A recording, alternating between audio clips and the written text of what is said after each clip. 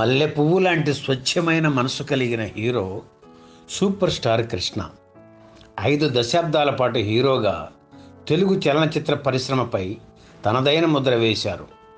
నిర్మాతగా దేశవ్యాప్తంగా ఖ్యాతి గడించిన వ్యక్తి సూపర్ స్టార్ కృష్ణ.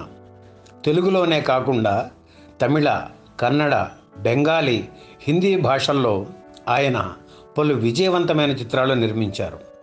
ఆయన సినిమాల వల్ల సక్సెస్తో పాటు పాపులారిటీ సంపాదించుకున్న హీరోలు ఎందరో. మంచి మనిషిగా, అద్భుత నటుడిగా పేరు తెచ్చుకున్న సూపర్ స్టార్ కృష్ణ మనల్ని అందరినీ విడిచిపెట్టి వెళ్ళిపోయి అప్పుడే నెల రోజులైందంటే ఆశ్చర్యంగా, బాధగా అనిపిస్తుంది. కాలం ఇంత వేగంగా పరిగెత్తుతుందా అని కూడా అనిపిస్తుంది.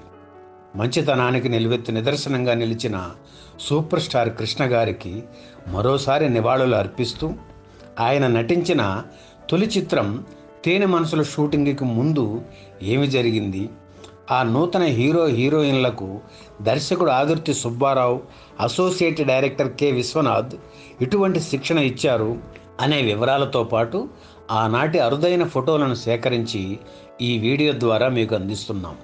నట సామ్రాట్ అక్కినేని నాగేశ్వరరావు, మహానటి సావిత్రి కాంబినేషన్లో ఆదుర్తి సుబ్బారావు రూపొందించిన మూగ మనసుల చిత్రం ఘన విజయం సాధించింది. మళ్ళీ ఆ స్థాయిలో వెంటనే సినిమా తీయడం సాధ్యం కాదు కాబట్టి దానికి ఏమాత్రం పోలిక లేని సినిమా తీయాలనే ఆలోచన ఆదుర్తికి కలిగింది. మంచి కథ దొరికితే కొత్త వాళ్లతో తీసిన సినిమా ఆడుతుందనే మొండి ధైర్యంతో ఆదుర్తి ముందడుగు వేశారు.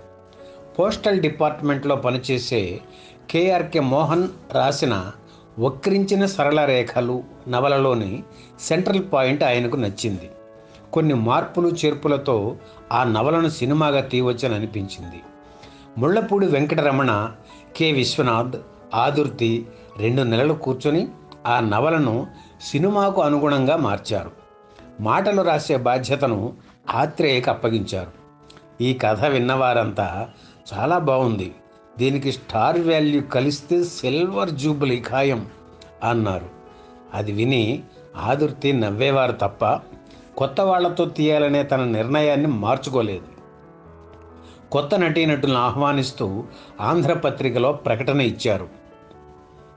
1964 ఫిబ్రవరి 23న వచ్చిన ఆ ప్రకటన చూసి ఉత్సాహంతో తన ఫోటోలు, వివరాలు పంపిన వాళ్లలో ఘట్టమనేని శివరామకృష్ణ ఒకరు.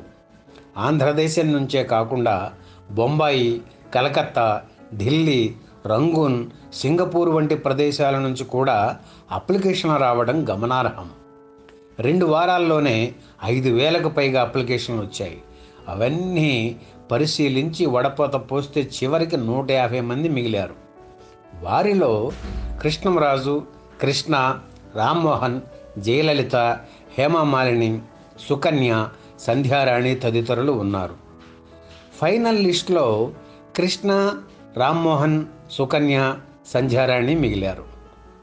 తేనె మనసుల చిత్రం కోసం 2 హీరోయిన్లు, మిగిలిన ముఖ్య పాత్రధారుల ఎంపిక తేలికగానే జరిగింది.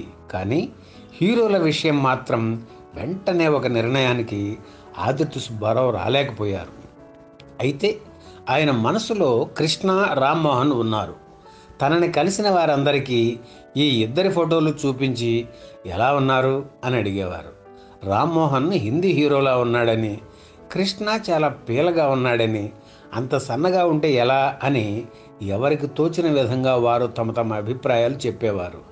అన్నీ విని చివరికి వారిద్దరిని హీరోలుగా ఎంపిక చేశారు ఆదుర్తి. 1964 మార్చి 16న హైదరాబాద్లోని సారథి స్టూడియోలో తేనె మనసుల చిత్రం షూటింగ్ లాంఛనంగా మొదలైంది. మూగ మనసుల చిత్ర జంట అక్కినేని, సావిత్రి హాజరయ్యారు. హీరోయిన్లు సుకన్య, సంధ్యారాణిలను తనే స్వయంగా అలంకరించి సెట్టుకు తీసుకువచ్చారు సావిత్రి. కొత్త నటీనటులకు అక్కినేని, సావిత్రులకు పరిచయం చేశారు ఆదుర్తి. చక్కగా నటించి అభివృద్ధిలోకి వచ్చి ఆదుర్తి సుబ్బారావు పేరు నిలబెట్టమని వారందరికీ అక్కినేని, సావిత్రి చెప్పారు. తేనె మనసుల చిత్రంలో నటించేందుకు కృష్ణ గారికి ఇచ్చిన పారితోషికం ఎంతో తెలుసా? 2,000 రూపాయలు. ఈ సినిమా తర్వాత తీసే చిత్రానికి 3,000 ఇస్తామని చెప్పి కృష్ణతో అగ్రిమెంట్ చేయించుకున్నారు నిర్మాత సుందరం. ఆ తర్వాత సినిమా నటనకు అనుగుణంగా హీరో హీరోయిన్లను తీర్చిదిద్దేందుకు శిక్షణా కార్యక్రమం ప్రారంభించారు ఆదుర్తి. తన దగ్గర వాళ్ళకి భయం పోవడానికి, వాళ్ళలో వాళ్ళు ఫ్రీగా ఉండడానికి పదే పదే పిక్నిక్లకు తీసుకెళ్లేవారు ఆదుర్తి. అలాగే ప్రతిరోజు మెరీనా బీచ్కు తీసుకెళ్లేవారు.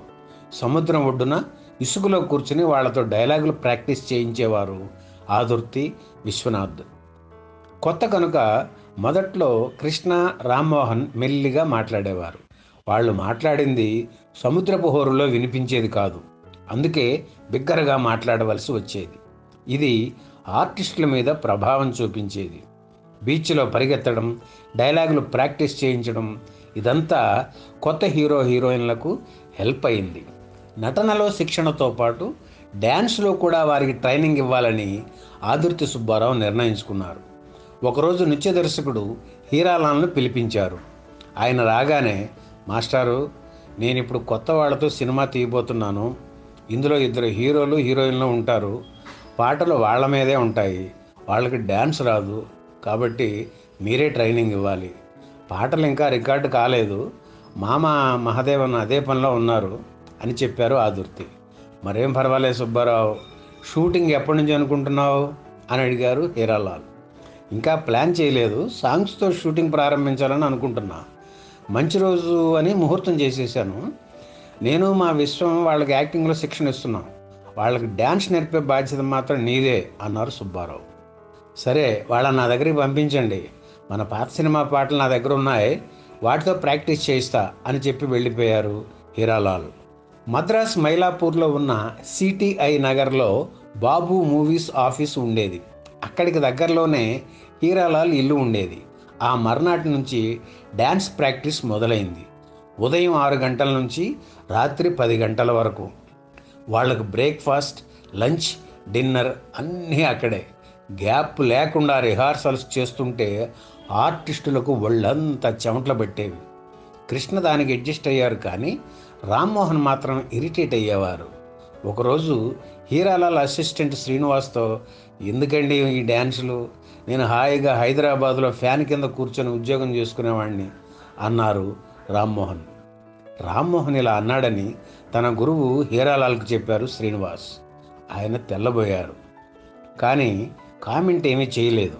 తర్వాత రామ్మోహన్ని పిలిచి, నీకు ట్రైనింగ్ చాలు బాబు, మిగతాది షూటింగ్లో చూసుకుందాం అని చెప్పి పంపించేశారు హీరాలాల్. ఆ తర్వాత కొన్ని రోజులకు సుకన్య, సంధ్యారాణిల ప్రాక్టీస్ కూడా పూర్తయింది. ఇక కృష్ణ ఒక్కరే మిగిలారు. నువ్వు మాత్రం మరికొన్ని రోజులు రావాలయ్యా అని చెప్పారు హీరాలాల్. కృష్ణ గారి తత్వం ఏమిటంటే ఆయన మితభాషి. ఎక్కువగా మౌనంగా ఉంటూ అన్నీ గమనించేవారు. దాదాపు 1 నెల రోజుల పాటు డ్యాన్స్ ప్రాక్టీస్ చేశారు కృష్ణ. అయితే ఏ రోజు కూడా మాస్టారు కాళ్ళు నొప్పి పుడుతున్నాయి, కాసేపు కూర్చుంటాను అని కానీ, 10 నిమిషాలు రెస్ట్ ఇవ్వండి అని కానీ ఆయన ఒక్కరోజు కూడా అనలేదు. హీరాలాల్, బాబు 10 నిమిషాలు కూర్చొని ఆ తర్వాత ప్రాక్టీస్ చేయి అనేవారు. 1 నెల రోజులు పోయిన తరువాత ఆదుర్తికి కబురు చేసి, రిహార్సల్స్ పూర్తయ్యాయి, ఇక మీరు షూటింగ్ పెట్టుకోవచ్చు అని చెప్పారు హీరాలాల్. మాస్టారు, 4 డ్యాన్స్ నేర్పారు. వాళ్లలో అమ్మాయిల విషయం వదిలేయండి. ఈ 2 అబ్బాయిల్లో ఎవరు పైకి వస్తారని మీ అభిప్రాయం అని అడిగారు ఆదుర్తి. హీరాలాల్ తడుముకోకుండా, వాడే ఎర్రగా ఉన్నాడే ఆ కుర్రాడు కృష్ణ, వాడే పైకి వస్తాడు అని జోస్యం చెప్పినట్లు చెప్పేశారు. ఆదుర్తి ఆశ్చర్యపోయి, అందరూ కృష్ణ పనికిరాడని, రామ్మోహన్కి మంచి భవిష్యత్తు ఉందని అంటున్నారు, మీరేమో ఇలా అంటున్నారేంటి అన్నారు. నేను ఖచ్చితంగా చెబుతున్నాను సుబ్బారావు, కృష్ణే పైకి వస్తాడు అని గట్టిగా చెప్పారు హీరాలాల్. నీకు ఇంకో విషయం చెప్పనా సుబ్బారావు, ఇన్ని రోజులు ట్రైనింగ్ ఇచ్చిన కృష్ణకి డ్యాన్స్ ఏమీ రాలేదు, కానీ అతనిలో ఒక గొప్ప గుణం ఉందయ్యా. నువ్వు ఎలా చెబితే అలా చేస్తాడు. మనిషిలో బిడియం లేదు. నేను డ్యాన్స్ చేస్తుంటే పక్కనున్న వాళ్ళు ఏమన్నా అనుకుంటారేమో, కామెంట్ చేస్తారేమో, నవ్వుతారేమో అని ఆలోచించడు. అలాంటి వాళ్లే పైకి వస్తారు అని కూడా హీరాలాల్ చెప్పారు. చివరకు ఆదుర్తి నమ్మకం, హీరాలాల్ జోస్యం నిజమయ్యాయి. మూడవ చిత్రం నుంచే కృష్ణ గారు స్టార్ అయ్యారు, సూపర్ స్టార్ అయ్యారు. ఈ వీడియో మీకు నచ్చితే లైక్ చేయండి, షేర్ చేయండి, వెంటనే సబ్స్క్రైబ్ కూడా చేయండి.